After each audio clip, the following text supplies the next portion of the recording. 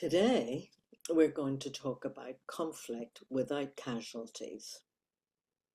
So, look, in all relationships, conflict is inevitable. Some people have learned to avoid conflict, so the conflict's there, but they don't always speak about it. So, whilst conflict is inevitable, damage is optional. And I don't mean just avoiding conflict. Avoiding conflict is just that, and that's damaging too. So for some of us fight, some of us freeze, some of us flee, and some of us try to fix it. But arguments don't actually have to wound. Um, stonewalling when there's conflict is wounding. It wounds the relationship.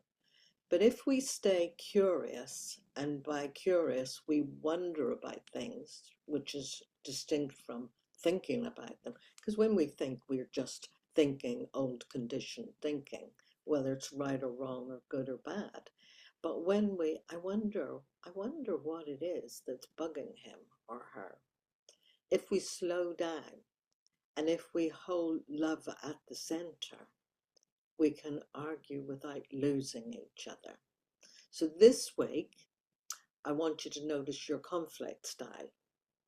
Just notice, not judge it, not make it good or bad, right or wrong. Just notice it and ask yourself, is my conflict style, is it serving my relationship or is it hurting it?